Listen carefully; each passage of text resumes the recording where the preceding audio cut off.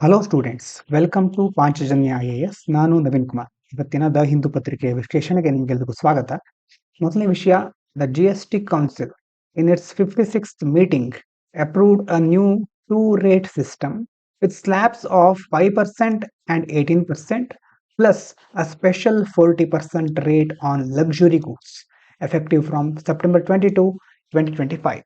ಇದೇ ತಿಂಗಳ 22ರಿಂದ GST ಮಂಡಳಿ ಹೊಸ ನಿರ್ಧಾರ ತೆಗೆದುಕೊಂಡಿದೆ. ಅದರರ್ಥ 22ರಿಂದ ಏನಾಗುತ್ತೆ, 2 ರೀತಿಯ ಸ್ಲ್ಯಾಬ್ಗಳು ಜಾರಿಗೆ ಬರುತ್ತೆ. ಅದರ ಜೊತೆ 40% ಅನ್ನುವಂಥ ಇನ್ನೊಂದು ಸ್ಲ್ಯಾಬ್ ಸಹ ಇದೆ. ಮೊದಲು 12% ಇರ್ತಾ ಇತ್ತು, 28 ಇರ್ತಾ ಇತ್ತು ಅನ್ಸುತ್ತೆ. ಹಾಗಾಗಿ ನೀವು ಮೊದಲೊಂದ್ಸರಿ ನೋಡಿದ್ವಿ ಅಲ್ವಾ ಇದನ್ನ. 12% ಅನ್ನ ತೆಗೆದಿದ್ದಾರೆ. ಶೇಕಡ 5% ಮತ್ತೆ ಶೇಕಡ 18% ಮಾತ್ರ ಈಗ ಇಡ್ತಾರೆ. ಆ ಸ್ಲ್ಯಾಬ್ಗಳನ್ನ ಜಾರಿಗೆ ತರಲಿಕ್ಕೆ ನಿರ್ಧರಿಸಿದ್ದಾರೆ. ಆ ನಿರ್ಧಾರವನ್ನ ಈಗ ಕೈಗೊಂಡಿದ್ದಾರೆ, GST ಮಂಡಳಿಯ ಮೂಲಕ ಕೈಗೊಂಡಿದ್ದಾರೆ. ಅದರಲ್ಲೂ ಐಷಾರಾಮಿ ವಸ್ತುಗಳಿರುತ್ತಲ್ವಾ, ಲಕ್ಸುರಿ ಗೂಡ್ಸ್, ಮತ್ತೆ ಕೆಲವೊಂದು ಸಿನ್ ಗೂಡ್ಸ್ ಅಂತ ಇರುತ್ತೆ. ಸಿಗರೇಟ್ ಇರಬಹುದು, ಕೆಲವೊಂದು ರೀತಿಯ ಆನ್ಲೈನ್ ಗೇಮಿಂಗು, ಕೆಲವೊಂದರ ಅದಕ್ಕೆ ಸಂಬಂಧಪಟ್ಟ ಹಾಗೆ 40% ಅಷ್ಟು ವಿಶೇಷ ತೆರಿಗೆ ವಿಧಿಸಲಿಕ್ಕೆ ಸಹ ಮುಂದಾಗಿದ್ದಾರೆ. ಇನ್ನು GST ಕೌನ್ಸಿಲ್ ಬಗ್ಗೆ ನೋಡೋದಾದ್ರೆ, ಕ್ರಿಯೇಟೆಡ್ ಅಂಡರ್ ಆರ್ಟಿಕಲ್ 279A, ಸಂವಿಧಾನದ 279A ವಿಧಿಯ ಅಡಿಯಲ್ಲಿ ಸ್ಥಾಪನೆ ಆಗಿರೋದು. ಇದರ ಚೇರ್ಮನ್ ಯಾರು? Finance minister, union finance minister. ಇದೇನ್ ಮಾಡುತ್ತೆ, GST ರೇಟ್ ಅನ್ನ ಡಿಸೈಡ್ ಮಾಡುತ್ತೆ. ಎಕ್ಸೆಂಪ್ಷನ್ ಯಾವ ರೀತಿ ಇರಬೇಕು, ಪಾಲಿಸಿಗಳನ್ನ ತರೋದು ಇದ್ರ ಕೆಲಸ. ಇನ್ನು ಇಂಡೈರೆಕ್ಟ್ ಟ್ಯಾಕ್ಸ್, GST ಅನ್ನೋದು ಇಂಡೈರೆಕ್ಟ್ ಟ್ಯಾಕ್ಸ್, ಪರೋಕ್ಷ ತೆರಿಗೆ. ಹಾಗಾಗಿ that subsumes multiple central and state taxes. ಇದರಲ್ಲಿ ತುಂಬಾ ಬೇರೆ ಬೇರೆ ರೀತಿ ಕೇಂದ್ರ ಮತ್ತೆ ರಾಜ್ಯಗಳ ತೆರಿಗೆಗಳಿರುತ್ತೆ. Levied on supply of goods and services following the principle of one nation one tax. ಒಂದು ರಾಷ್ಟ್ರಕ್ಕೆ ಒಂದು ತೆರಿಗೆ ಇರಬೇಕು ಎನ್ನುವಂತ ತತ್ವದ ಆಧಾರದ ಮೇಲೆ ಸರಕು ಮತ್ತೆ ಸೇವೆಗಳ ಪೂರೈಕೆಗೆ ಆ ಒಂದು ವಿಭಾಗದಲ್ಲಿ ಇದನ್ನ ವಿಧಿಸ್ತಾರೆ. ಇನ್ನು China ಶೋಕೇಸ್ಡ್ it's military strength at a parade marking the 18th anniversary of it's World War II victory, unveiling nuclear capable ICBMs and hypersonic missiles, attended by leaders of Russia, North Korea and others. China 2ನೇ ಮಹಾಯುದ್ಧದಲ್ಲಿ ವಿಜಯವನ್ನ ಈಗ ಸಂಭ್ರಮಿಸ್ತಾ ಇದೆ. ಅದು 80ನೇ ವಾರ್ಷಿಕೋತ್ಸವ. ಅದು ಗೆದ್ದು 80ನೇ ವರ್ಷ ಆಗ್ತಾ ಇದೆ. ಅದನ್ನ ಆಚರಿಸಲಿಕ್ಕೋಸ್ಕರ ಪಥಸಂಚಲನ ನಡೆಸಿದೆ. ಆ ಸಂದರ್ಭದಲ್ಲಿ ಪರಮಾಣು ICBM, ಖಂಡಾಂತರ ಕ್ಷಿಪಣಿ ಅಂತ ಕರೀತೇವೆ, ಇಂಟರ್ ಕಾಂಟಿನೆಂಟಲ್ ಬ್ಯಾಲಿಸ್ಟಿಕ್ ಮಿಸೈಲ್, ಅದನ್ನ ಸಹ ಇಲ್ಲಿ ಪ್ರದರ್ಶಿಸ್ತಾ ಇದ್ದಾರೆ. ಈ ಮೂಲಕ ತನಗೆ ಇಷ್ಟೆಲ್ಲ ಮಿಲಿಟರಿ ಶಕ್ತಿ ಇದೆ ಅಂತ ಜಗತ್ತಿಗೆ ತೋರಿಸ್ತಾ ಇದೆ. ಇದರಲ್ಲಿ ರಷ್ಯಾ, ಉತ್ತರ ಕೊರಿಯಾ ಮತ್ತೆ ಬೇರೆ ಬೇರೆ ದೇಶಗಳ ನಾಯಕರು ಸಹ ಭಾಗವಹಿಸಿದ್ರು. ಇನ್ನು ICBM ಅಂತಂದ್ರೆ ಏನು? Inter continental ballistic missile. These are long range missiles with range above 5500 kilometre. ಅಂದ್ರೆ ಹೆಚ್ಚು ದೂರ ಕ್ರಮಿಸುತ್ತವೆ. ಅದರಲ್ಲೂ 5500 ಕಿಲೋಮೀಟರ್ಗಿಂತ ಹೆಚ್ಚು ಕ್ರಮಿಸುವ ಸಾಮರ್ಥ್ಯ ಹೊಂದಿರುತ್ತವೆ. ಕೆಪಬಲ್ ಆಫ್ ಕ್ಯಾರಿಂಗ್ ನ್ಯೂಕ್ಲಿಯರ್ ವಾರೆಟ್ಸ್, ತುಂಬಾ ಸಿಡಿ ತಲೆಗಳು ಅಂತ ಹೇಳ್ತೇವೆ, ಅಂತಂದ್ರೆ ನ್ಯೂಕ್ಲಿಯರ್ ವಾರೆಟ್ಸ್ ಗಳನ್ನ ತೆಗೆದುಕೊಂಡು ಹೋಗುವ ಕೆಪಾಸಿಟಿ ಇರುತ್ತೆ. And or central to nuclear deterrence strategies. ಅದೇ ರೀತಿ ಯಾವುದೇ ಒಂದು ಪರಮಾಣು ನಿಗ್ರಹ, ಬೇರೆ ದೇಶದ ಒಂದು ಅಟ್ಯಾಕ್ ಆದಾಗ ಅದನ್ನ ಸಹ ನಿಗ್ರಹಿಸುವ ಕಾರ್ಯತಂತ್ರಗಳಿರುತ್ತಲ್ವಾ, ಅಂತಹ ಸ್ಟ್ರಾಟಜಿಗಳಲ್ಲೂ ಸಹ ಈ ಒಂದು ICBMಗಳು, ಇಂಟರ್ ಕಾಂಟಿನೆಂಟಲ್ ಬ್ಯಾಲಿಸ್ಟಿಕ್ ಮಿಸೈಲ್ಗಳು ಪ್ರಮುಖ ಪಾತ್ರವನ್ನು ವಹಿಸುತ್ತವೆ. ಇನ್ನು ಹೈಪರ್ಸೋನಿಕ್ ಮಿಸೈಲ್ ಅಂತಂದ್ರೆ ಏನು? ಟ್ರಾವೆಲ್ ಎಟ್ ಸ್ಪೀಡ್ ಅಬೋವ್ ಮ್ಯಾಕ್ 5. ಮ್ಯಾಕ್ ಅಂತಂದ್ರೆ ಶಬ್ದದ ವೇಗವನ್ನ ಅಳೆಯುವ ಒಂದು ಮಾಪನ. ಮ್ಯಾಕ್ 5 ಅಂತಂದ್ರೆ ಶಬ್ದಕ್ಕಿಂತ 5 ಪಟ್ಟು ವೇಗವಾಗಿ ಚಲಿಸುತ್ತೆ ಹೈಪರ್ಸೋನಿಕ್ ಮಿಸೈಲ್ಗಳು. Highly manoeuvrable, difficult to detect or intercept. ಅಂತಂದ್ರೆ ತುಂಬಾ ಅದನ್ನ ನಾವು ನಿಖರವಾಗಿ ಸರಿಯಾಗಿ ಡಿಟೆಕ್ಟ್ ಮಾಡ್ಲಿಕ್ಕೆ ಆಗೋದಿಲ್ಲ, ಇಂಟರ್ಸೆಪ್ಟ್ ಮಾಡ್ಲಿಕ್ಕೂ ಸಹ ಆಗೋದಿಲ್ಲ. ಪತ್ತೆ ಹಚ್ಚೋದು ಕಷ್ಟ, ತಡೆಯೋದು ಸಹ ಕಷ್ಟ, ಹೆಚ್ಚು ಚುರುಕಾಗಿರುತ್ತವೆ ಇವು. Making them a critical advancement in modern warfare technology. ಇಂತಹ ಹೈಪರ್ಸಾನಿಕ್ ಕ್ಷಿಪಣಿಗಳು ಈಗಿನ ಆಧುನಿಕ ಯುದ್ಧ ತಂತ್ರಜ್ಞಾನದಲ್ಲಿ ತುಂಬಾ ಇಂಪಾರ್ಟೆಂಟ್ ಅಂತ ಕನ್ಸಿಡರ್ ಆಗುತ್ತೆ. ಇನ್ನು ಮುಂದಿನ ವಿಚಾರ, the union cabinet approved 1500 crore scheme to promote recycling of critical minerals like lithium, cobalt, nickel, copper and rare earths under the National Critical Mineral Mission. ಸಚಿವ ಸಂಪುಟ ಈಗ ಪ್ರಮುಖ ಖನಿಜಗಳು ಕ್ರಿಟಿಕಲ್ ಮಿನರಲ್ಗಳಿರುತ್ತಲ್ವಾ ಅದರ ಮರುಬಳಕೆಯನ್ನ ಉತ್ತೇಜಿಸಲಿಕ್ಕೋಸ್ಕರ ಸುಮಾರು 1,500 ಕೋಟಿ ಮೊತ್ತದ ಯೋಜನೆಯನ್ನ ಅನುಮೋದಿಸಿದ್ದಾರೆ. ಅದರಲ್ಲಿ ಲಿಥಿಯಂ, ಕೋಬಾಲ್ಟು, ನಿಕ್ಕಲು, ತಾಮ್ರ ಮತ್ತೆ ಅಪರೂಪದ ಭೂಖನಿಜಗಳು ಅಂತ ಹೇಳ್ತೇವೆ. ಹಾಗಾಗಿ ಅದಕ್ಕೆ ಸಂಬಂಧಪಟ್ಟಂತಹ ಒಂದು ಯೋಜನೆ ಇದೆ ನೋಡಿ, ರಾಷ್ಟ್ರೀಯ ಪ್ರಮುಖ ಖನಿಜಗಳ ಮಿಷನ್ ಅಂತ, ನ್ಯಾಷನಲ್ ಕ್ರಿಟಿಕಲ್ ಮಿನರಲ್ ಮಿಷನ್. ಈ ಒಂದು ಯೋಜನೆಯ ಅಡಿಯಲ್ಲಿ ಈಗ 1,500 ಕೋಟಿಯಷ್ಟು ಮೊತ್ತದ ಯೋಜನೆಯನ್ನ ಅನುಮೋದಿಸಿದ್ದಾರೆ. ಕ್ರಿಟಿಕಲ್ ಮಿನರಲ್ ಅಂತಂದ್ರೆ ಏನು? Essential raw materials like lithium, cobalt and rare earth used in clean energy, electric vehicle batteries, electronics and defence with limited availability and high strategic importance. ಏನು ಇದು ಪ್ರಮುಖ ಖನಿಜಗಳು ಅಂತಂದ್ರೆ, ಭೂಮಿ ಅಪರೂಪವಾಗಿ ಸಿಗುವಂಥದ್ದು, ಅದೇ ರೀತಿ ಅದರ ಜೊತೆ ಲಿಥಿಯಂ ಇರುತ್ತೆ, ಕೋಬಾಲ್ಟ್ ಇರುತ್ತೆ. ಇದನ್ನ ಎಲ್ಲಿ ಬಳಸ್ತೇವೆ ನಾವು? ನವೀಕರಿಸಬಹುದಾದ ಇಂಧನಗಳು, ಎಲೆಕ್ಟ್ರಿಕ್ ವಾಹನಗಳ ಬ್ಯಾಟರಿಗಳಲ್ಲಿ, ಇನ್ನು ರಕ್ಷಣಾ ವಲಯದಲ್ಲಿ ಸಹ ಬಳಸ್ತಾರೆ. ಇವುಗಳ ಲಭ್ಯತೆ ತುಂಬಾ ಕಡಿಮೆ ಇರುತ್ತೆ, ಅಷ್ಟು ಸುಲಭವಾಗಿ ಸಿಕ್ಕೋದಿಲ್ಲ. ಹೀಗಾಗಿ ಇವುಗಳಿಗೆ ತುಂಬಾ ಮಹತ್ವ ಇದೆ. ಅದರಲ್ಲೂ ಚೀನಾ ಇದರಲ್ಲಿ ಹೆಚ್ಚು ಪ್ರಾಮುಖ್ಯತೆಯನ್ನ ಪಡ್ಕೊಂಡಿದೆ. ಇನ್ನು NCMM, national critical mineral mission, aims to ensure domestic capacity, reduce import dependence, and strengthen supply chain resilience in critical minerals needed for India's energy transition and security. NCMM ಅಂತಂದ್ರೆ ಏನು? ಮುಖ್ಯವಾಗಿ ನ್ಯಾಷನಲ್ ಕ್ರಿಟಿಕಲ್ ಮಿನರಲ್ ಮಿಷನ್. ಮಿಷನ್ನ ಉದ್ದೇಶ ಏನು? ಮುಖ್ಯವಾಗಿ ನಮ್ದು domestic capacity ಇರುತ್ತಲ್ವಾ, ನಮ್ಮ ದೇಶೀಯ ಉತ್ಪಾದನೆ, ಆ ಸಾಮರ್ಥ್ಯವನ್ನ ಸರಿಯಾಗಿ ಬಳಸ್ಕೊಳ್ಳೋದು. ಇನ್ನು ಇಂಪೋರ್ಟ್ ಡಿಪೆಂಡೆನ್ಸ್, ಬೇರೆ ಕಡೆಯಿಂದ ನಾವು ಆಮದು ಮಾಡ್ಕೊಳ್ಳೋದನ್ನ ಕಡಿಮೆ ಮಾಡೋದು. ಸ್ಟ್ರೆಂಥನ್ ಸಪ್ಲೈ ಚೈನ್ ರೆಸಿಲಿಯನ್ಸ್, ಪೂರೈಕೆ ಸರಪಳಿ ಅಂತಿರುತ್ತೆ, ಆ ಪೂರೈಕೆ ಸರಪಳಿಯನ್ನ ಇನ್ನಷ್ಟು ಸ್ಟ್ರೆಂಥನ್ ಮಾಡೋದು. ರೆಸಿಲಿಯನ್ಸ್ ಅಂದ್ರೆ ಅದರಲ್ಲಿ ಯಾವುದೇ ಅಡೆತಡೆಗಳು ಎದುರಾದ್ರೂ ಅದನ್ನ ನಾವು ಸರಿಯಾಗಿ ಮುಂದುವರಿಸಿಕೊಂಡು, ಅಂತಂದ್ರೆ ಅದಕ್ಕೆ ಸರಿಯಾಗಿ ಸಮರ್ಥವಾಗಿ ಅದನ್ನ ಎದುರಿಸಬೇಕು. ಹಾಗಾಗಿ ಇದು ಬಹಳ ಮುಖ್ಯವಾಗಿ ನಮ್ಮ ದೇಶಕ್ಕೆ ಈಗ ಅವಶ್ಯಕವಾದಂತಹ ಒಂದು ಮಿಷನ್, ಯೋಜನೆ ಅಂತ ಹೇಳ್ಬಹುದು. ಇನ್ನು India and Germany discussed doubling trade and fast tracking the India EU free trade agreement, with Germany also voicing concern about Russian and Chinese aggression in global affairs. Bharat ಮತ್ತೆ ಜರ್ಮನಿ ದ್ವಿಪಕ್ಷೀಯ ಮಾತುಕತೆ ನಡೆಸ್ತಾ ಇವೆ. ಅದರಲ್ಲಿ ವ್ಯಾಪಾರವನ್ನ ದ್ವಿಗುಣಗೊಳಿಸಲಿಕ್ಕೆ, ಅಂದ್ರೆ ಈಗ ನಡೀತಾ ಇರುವ ವ್ಯಾಪಾರದ ಮೌಲ್ಯವನ್ನ ಡಬಲ್ ಮಾಡಲಿಕ್ಕೆ, ಮತ್ತೆ ಅದೇ ರೀತಿ ನಮ್ಮ FTA ಫ್ರೀ ಟ್ರೇಡ್ ಅಗ್ರಿಮೆಂಟ್, ಈ ಭಾರತ ಮತ್ತೆ ಯುರೋಪಿಯನ್ ಒಕ್ಕೂಟದ ಜೊತೆಗಿನ ಫ್ರೀ ಟ್ರೇಡ್ ಒಪ್ಪಂದ ಇನ್ನೂ ಫಾಸ್ಟ್ ಆಗಿ ಡೆಲಿವರಿ ಆಗಬೇಕು, ಅದು ಆದಷ್ಟು ಬೇಗ ಜಾರಿಗೊಳಿಸಬೇಕು, ಅಥವಾ ಮುಂದಿನ ದಿನಗಳಲ್ಲಿ ಇನ್ನಷ್ಟು ಅದಕ್ಕೆ ವೇಗ ನೀಡಬೇಕು ಅಂತ ಚರ್ಚೆ ಮಾಡ್ತಾ ಇದ್ದಾರೆ. ಇದೇ ಸಂದರ್ಭದಲ್ಲಿ ಜರ್ಮನಿ ಏನ್ ಹೇಳ್ತಾ ಇದೆ? ಚೀನಾ ಮತ್ತೆ ರಷ್ಯಾ ಎಲ್ಲಾ ವ್ಯವಹಾರಗಳಲ್ಲೂ ಭಾಗವಹಿಸ್ತಾ ಇವೆ, ಅಥವಾ ಎಲ್ಲದರಲ್ಲೂ ತಲೆ ಹಾಕ್ತಾ ಇವೆ, ಸ್ವಲ್ಪ ಅಗ್ರೆಸಿವ್ ಆಗಿ ಅಥವಾ ಆಕ್ರಮಣಶೀಲವಾಗಿ ಅವರು ಭಾಗವಹಿಸ್ತಾ ಇದ್ದಾರೆ. ಅಷ್ಟು ಅವಶ್ಯಕತೆ ಇಲ್ಲ ಅಂತ ಜರ್ಮನಿ ಕಳವಳವನ್ನ ವ್ಯಕ್ತಪಡಿಸ್ತಾ ಇದೆ. ಫ್ರೀ ಟ್ರೇಡ್ ಅಗ್ರಿಮೆಂಟ್ ಅಂದ್ರೆ ಏನು? Pact between 2 or more countries to reduce or eliminate trade barriers such as tariff and quotas, promoting smoother cross-border trade. ಮುಕ್ತ ವ್ಯಾಪಾರ ಒಪ್ಪಂದ ಅಂತ ಕರಿತೇವೆ. ಇದು 2 ಅಥವಾ 2ಕ್ಕಿಂತ ಹೆಚ್ಚು ದೇಶಗಳ ನಡುವೆ ಸಹ ನಡಿಬಹುದು. ಅದರಲ್ಲಿ ಅಥವಾ ಕೋಟಾಗಳಂತ ಇರುತ್ತಲ್ವಾ, ಅದನ್ನ ಕಡಿಮೆ ಮಾಡೋದು, ಅಂತಂದ್ರೆ ವ್ಯಾಪಾರದಲ್ಲಿ ಯಾವುದೇ ಅಡೆತಡೆ ಇರಬಾರದು. ಹಾಗಾಗಿ ಅದನ್ನ ಅಡೆತಡೆಗಳನ್ನ ತೆಗೆದುಹಾಕೋದು ಈ FTA ಉದ್ದೇಶ. ಇದರಿಂದಾಗಿ ಒಂದು ದೇಶ ತನ್ನ ಗಡಿಯಾಚೆಗಿನ ಬೇರೆ ದೇಶ ಜೊತೆಗಿನ ವ್ಯಾಪಾರ ಸುಗಮಗೊಳಿಸ್ಕೋಬಹುದು. ಅಂತಂದ್ರೆ ಯಾವುದೇ ಅಡೆತಡೆ ಇಲ್ಲ ಅಂತಂದ್ರೆ ಆವಾಗ ವ್ಯಾಪಾರ ಸುಗಮವಾಗಿ ಸಾಗುತ್ತೆ. ಇನ್ನು India EU trade relation. EU is India's largest trading partner. ನೋಡಿ, ಭಾರತದ ಅತಿ ದೊಡ್ಡ ವ್ಯಾಪಾರ ಪಾಲುದಾರ.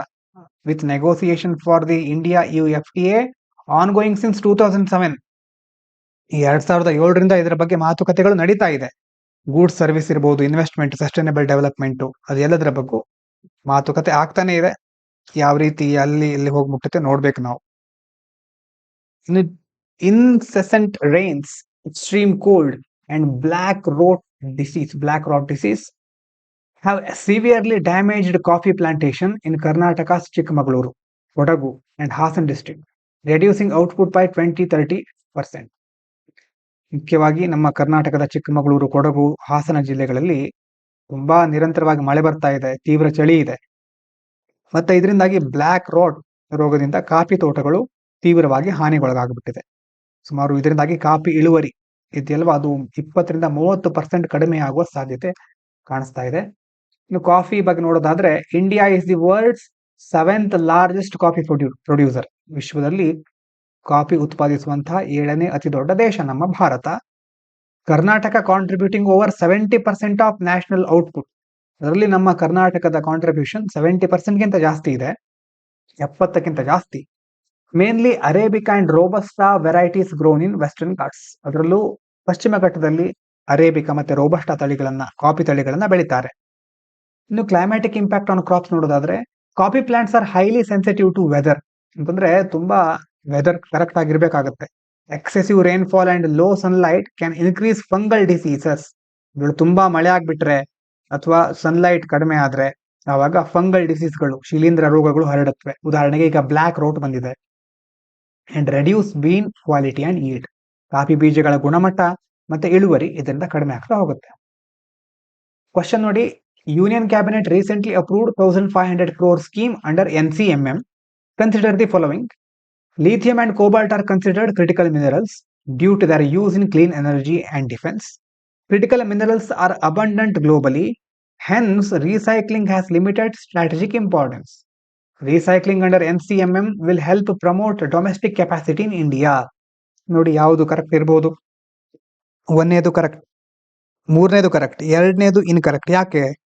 Critical minerals R abundant globally. ಈ ಶಬ್ದದ ಅರ್ಥ ಸಹ ನಮ್ಗೆ ಗೊತ್ತಿರಬೇಕು, ಇಲ್ಲಾಂದ್ರೆ ಇಡೀ ಕ್ವಶನ್ ಅಥವಾ ಇದಕ್ಕೆ ಆನ್ಸರ್ ರಾಂಗ್ ಆಗಿಬಿಡುತ್ತೆ. ಅಬಂಡೆಂಟ್ ಅಂತಂದ್ರೆ ತುಂಬಾ ಕಡೆ ಲಭ್ಯ ಇರೋದು, ಎಲ್ಲ ಕಡೆ. ಆದ್ರೆ ನಾವೇನ್ ಹೇಳಿದ್ವಿ? Two is wrong because critical minerals are limited availability. ಎಲ್ಲ ಕಡೆ ಲಭ್ಯ ಇರೋದಿಲ್ಲ.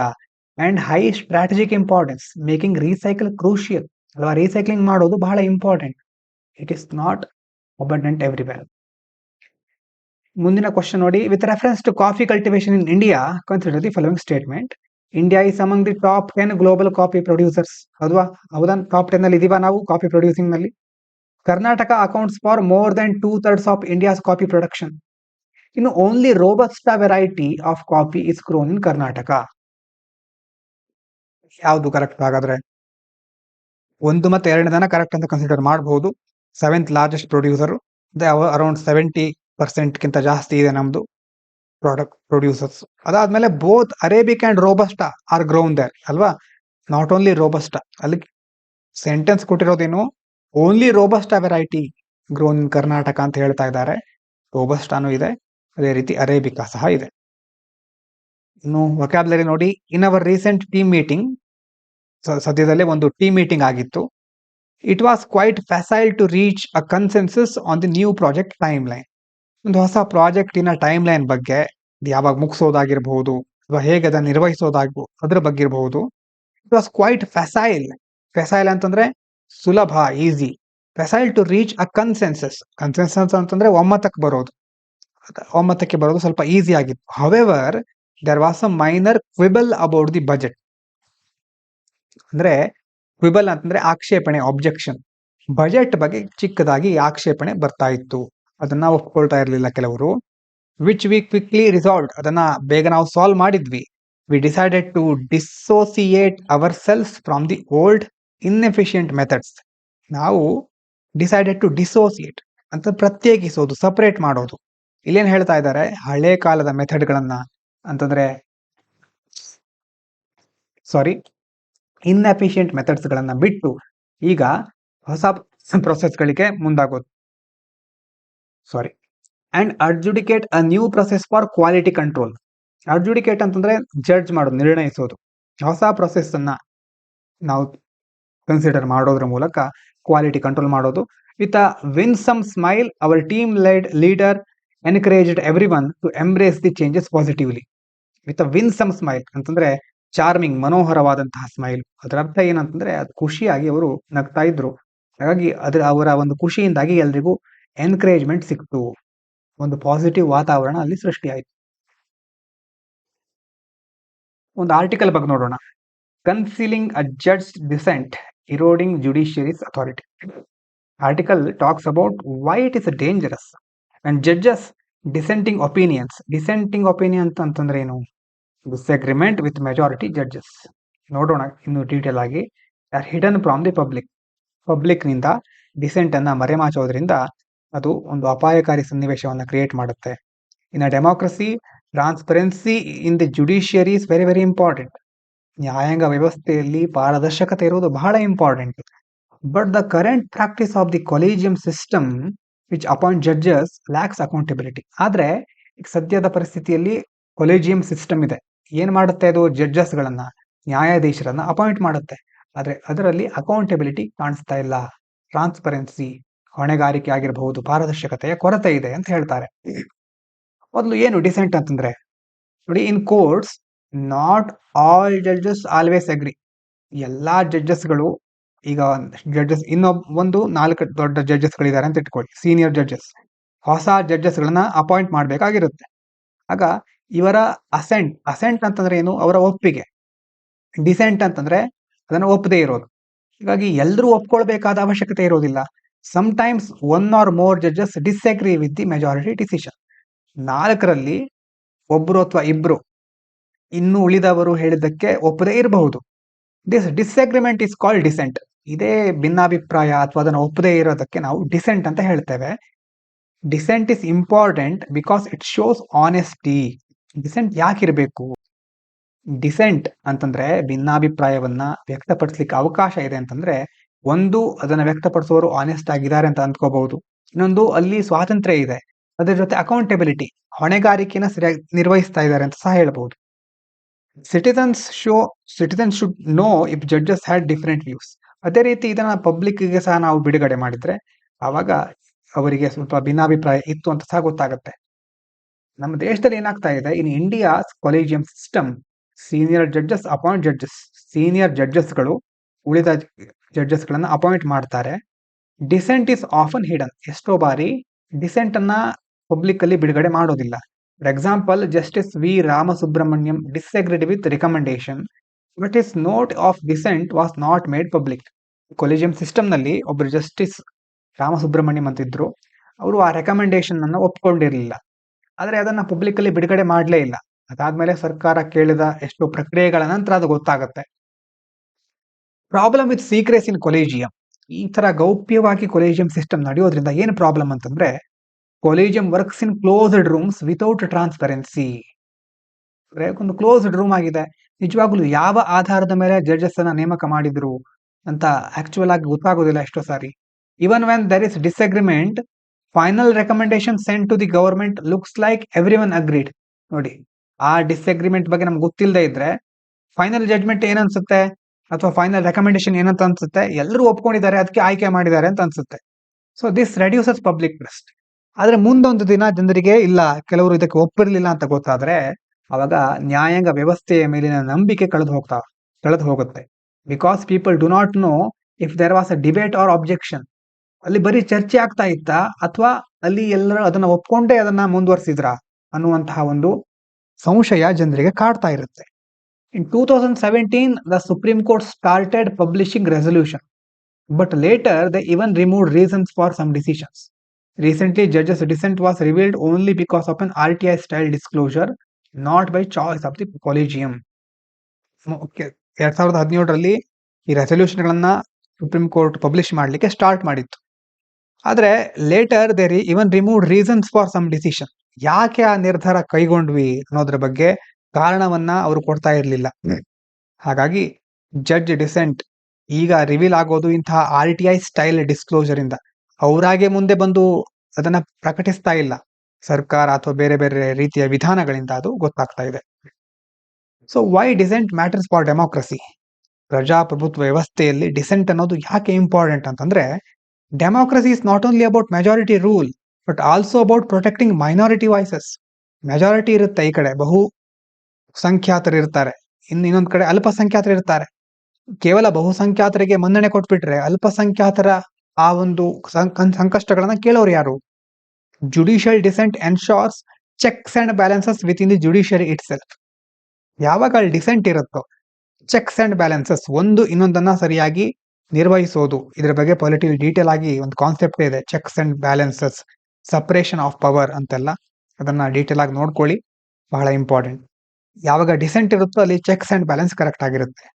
If dissent is suppressed, judiciary looks like closed club instead of an institution accountable to the people. ಒಂದು ವೇಳೆ ಅಂತಹ ಭಿನ್ನಾಭಿಪ್ರಾಯಗಳನ್ನ ಹತ್ತಿಕ್ಕಿದ್ರೆ ಅದನ್ನ ವ್ಯಕ್ತಪಡಿಸ್ಲಿಕ್ಕೆ ಅವಕಾಶನೇ ಕೊಡದೇ ಇದ್ರೆ ನ್ಯಾಯಾಂಗ ವ್ಯವಸ್ಥೆಯು ಸಹ ಒಂದು ಕ್ಲೋಸ್ಡ್ ಕ್ಲಬ್ ತರ ಎಲ್ಲ ಗೌಪ್ಯವಾಗಿ ನಡೀತಾ ಇದೆ. ಅಕೌಂಟಬಿಲಿಟಿ, ಜನರಿಗೆ ಸಂಬಂಧಪಟ್ಟ ಹಾಗೆ ತಮ್ಮ ಹೊಣೆಗಾರಿಕೆಯನ್ನು ಅವರು ಸರಿಯಾಗಿ ನಿರ್ವಹಿಸ್ತಾ ಇಲ್ಲ ಅನ್ನೋದು ಜನರಿಗೆ ಅಸಂಶಯ ಬರುತ್ತೆ. ಅದರ್ ಕಂಟ್ರೀಸ್, ಬೇರೆ ದೇಶಗಳನ್ನ ನೋಡಿದ್ರೆ UK, US, south Africa, judicial appointment bodies openly show objections. ಅಲ್ಲೆಲ್ಲ ಈ ಅಬ್ಜೆಕ್ಷನ್ ಅನ್ನು ಓಪನ್ ಆಗಿ ಜನರ ಮುಂದೆ ಪ್ರಕಟಿಸ್ತಾರೆ. ರೀಸನ್ ಏನು ಅದಕ್ಕೆ ಅಂತ ಸಹ ಹೇಳ್ತಾರೆ. ವೋಟಿಂಗ್ ಪ್ಯಾಟರ್ನ್ ಯಾವ ರೀತಿ ಇದೆ ಅನ್ನೋದೆಲ್ಲ ಗೊತ್ತಾಗುತ್ತೆ. This makes the system more transparent. ಇದೆಲ್ಲ ಪಾರದರ್ಶಕವಾಗಿದ್ದಾಗ ಜನರಿಗೆ ಅದರ ಮೇಲೆ ನಂಬಿಕೆ ಬರುತ್ತೆ, ಟ್ರಾನ್ಸ್ಪರೆನ್ಸಿ ಜಾಸ್ತಿ ಆಗ್ತಾ ಹೋಗುತ್ತೆ, ಅದ್ರ ಜೊತೆ ಕ್ರೆಡಿಬಿಲಿಟಿ ಸಹ ಜಾಸ್ತಿ ಆಗುತ್ತೆ. Weak defence of secrecy. ಏನ್ ಹೇಳ್ತಾರೆ ಅಂತಂದ್ರೆ ಅವರು, some argue that secrecy protects candidates reputation, but this is a weak argument ಅಲ್ವಾ. ಆ ಕ್ಯಾಂಡಿಡೇಟ್ ನ ರೆಪ್ಯುಟೇಷನ್ ನಾವು ಕಾಪಾಡಬೇಕು ಅಂತ ಸೀಕ್ರೆಸಿ ಮೇಂಟೈನ್ ಮಾಡ್ತೇವೆ, ಅದನ್ನ ಗೌಪ್ಯವಾಗಿಡ್ತೇವೆ ಅಂತ ಹೇಳ್ತಾರೆ. ಆದ್ರೆ ಇದೇನು ಸಮರ್ಥವಾದಂತಹ ವ್ಯಾಖ್ಯಾನ ಅಥವಾ ಆರ್ಗ್ಯುಮೆಂಟ್ ಅಲ್ಲ ಇದು. Hiding dissent can be more damaging. ಆ ಡಿಸೆಂಟ್ ಅನ್ನ ಹೈಡ್ ಮಾಡೋದ್ರಿಂದನೇ ಹೆಚ್ಚು ಡ್ಯಾಮೇಜ್ ಆಗಬಹುದು, because it gives the impression of unity when in fact there was a disagreement. ನೋಡ್ಲಿಕ್ಕೆ ಎಲ್ಲರೂ ಒಗ್ಗಟ್ಟಾಗಿದ್ದಾರೆ, ಎಲ್ಲರೂ ಒಪ್ಕೊಂಡಿದ್ದಾರೆ ಅಂತ ಅನ್ಸುತ್ತೆ, ಆದ್ರೆ ಅಲ್ಲಿ ಭಿನ್ನಾಭಿಪ್ರಾಯಗಳು ಸಹ ಇರುತ್ತೆ, ಅದು ಗೊತ್ತಾಗೋದಿಲ್ಲ. Openness builds credibility, secrecy damages trust. ಯಾವಾಗ ಎಲ್ಲ ಓಪನ್ ಆಗಿರುತ್ತೋ ಅದರಿಂದ ಕ್ರೆಡಿಬಿಲಿಟಿ, ವಿಶ್ವಾಸಾರ್ಹತೆ ಜಾಸ್ತಿ ಆಗುತ್ತೆ, ಆದ್ರೆ ಸೀಕ್ರೆಸಿ ಅನ್ನೋದು ಟ್ರಸ್ಟ್ ಅನ್ನ ಕಡಿಮೆ ಮಾಡ್ತಾ ಹೋಗುತ್ತೆ. ಬಿಗ್ಗರ್ ಇಶ್ಯೂ ನೋಡೋದಾದ್ರೆ, when judges dissent not revealed, people cannot know if proper reasoning was applied in appointment. Judges dissent reveal ಆಗದೆ ಇದ್ರೆ ಅವಾಗ ಜನರಿಗೆ ನಿಜವಾಗ್ಲೂ ಸರಿಯಾಗಿ ಇವ್ರ ನಿರ್ಧಾರ ಕೈಗೊಂಡಿದಾರಾ ಅನ್ನುವಂತಹ ಒಂದು ಡೌಟ್ ಯಾವಾಗ್ಲೂ ಕಾಡ್ತಾ ಇರುತ್ತೆ, ಅದು ಗೊತ್ತಾಗೋದೇ ಇಲ್ಲ ಕೊನೆ ತನಕನೂ. This reduces legitimacy of the judiciary. ಅದರ ಕಾನೂನಾತ್ಮಕತೆಯನ್ನೇ ನಾವು ಕಡಿಮೆ ಮಾಡಿದ ಹಾಗೆ, ಅಥವಾ ಅದನ್ನ ಕಡಿಮೆ ಮಾಡ್ಕೊಂಡ ಹಾಗೆ ಅವರು. Because the public feels excluded from the process. ಜನರನ್ನ ಇದರಲ್ಲಿ ಇನ್ವಾಲ್ವ್ ಮಾಡ್ಕೊಳ್ತಾ ಇಲ್ಲ ಅಂತ ಜನರಿಗೆ ಅನ್ಸ್ಲಿಕ್ಕೆ ಶುರುವಾಗುತ್ತೆ. Ultimately concealing dissent erodes judiciary's moral authority, making it weaker in the eyes of citizens. ನೈತಿಕ ಹೊಣೆಗಾರಿಕೆ ಇದೆ ಅದಕ್ಕೆ, ಹಾಗಾಗಿ ಆ ಜುಡಿಷಿಯರಿ, ಆ ನ್ಯಾಯಾಂಗ ವ್ಯವಸ್ಥೆಗೆ ಹಾಗಾಗಿ ಡಿಸೆಂಟ್ ಅನ್ನ ಕನ್ಸೀಲ್ ಮಾಡಿಬಿಟ್ರೆ ಅದು ತನ್ನ ಹೊಣೆಗಾರಿಕೆಯನ್ನ ಅಥವಾ ಅದನ್ನ ಜವಾಬ್ದಾರಿಯನ್ನ ಬಿಟ್ಕೊಟ್ಟ ಹಾಗೆ. ಜನರ ದೃಷ್ಟಿಯಲ್ಲಿ ಜುಡಿಷಿಯರಿ ತನ್ನ ಮೌಲ್ಯವನ್ನ ಕಳ್ಕೊಳ್ತಾ ಇದೆ ಅನ್ನುವಂಥ ಭಾವನೆ ಬರುತ್ತೆ. ಹಾಗಾಗಿ a judiciary that hides dissent in judge appointments reduces its credibility. For democracy, transparency is essential. ಪ್ರಜಾಪ್ರಭುತ್ವ ವ್ಯವಸ್ಥೆಯಲ್ಲಿ ಪಾರದರ್ಶಕತೆ ಅನ್ನೋದು ಬಹಳ important. Without it judiciary authority will slowly weak. Judiciary's authority ಅಂತಂದ್ರೆ ಅದರ ಅಧಿಕಾರ ಇರಬಹುದು, ಅದೆಲ್ಲ ನಿಧಾನವಾಗಿ ವೀಕ್ ಆಗ್ತಾ ಹೋಗುತ್ತೆ. ಹಾಗಾಗಿ ಗವರ್ನೆನ್ಸ್ ಇರಬಹುದು ಅಥವಾ ಎಥಿಕ್ಸ್ ಇರಬಹುದು, ಬೇರೆ ಬೇರೆ ಸಬ್ಜೆಕ್ಟ್ ಅಲ್ಲಿ ಅಕೌಂಟಬಿಲಿಟಿ, ಟ್ರಾನ್ಸ್ಪರೆನ್ಸಿ ಎಷ್ಟು ಇಂಪಾರ್ಟೆಂಟು. ಅದರ ಜೊತೆ ಈಗ ಜುಡಿಷಿಯರಿಯಲ್ಲಿ ಯಾವ ರೀತಿ ಇಂತಹ ಸಮಸ್ಯೆಗಳಿದೆ ಅದನ್ನ ನೀವು ಪಾಲಿಟಿಯಲ್ಲಿ ತುಂಬಾ ಚೆನ್ನಾಗಿ ಮೆನ್ಷನ್ ಮಾಡ್ಲಿಕ್ಕಾಗತ್ತೆ. ಎಲ್ರಿಗೂ ಧನ್ಯವಾದಗಳು. ಇಷ್ಟು ಇವತ್ತಿನ ಮುಖ್ಯ ವಿಚಾರ. ನಾಳೆ ಭೇಟಿಯಾಗೋಣ. ಇದು ಪಾಂಚಜನ್ಯ IAS.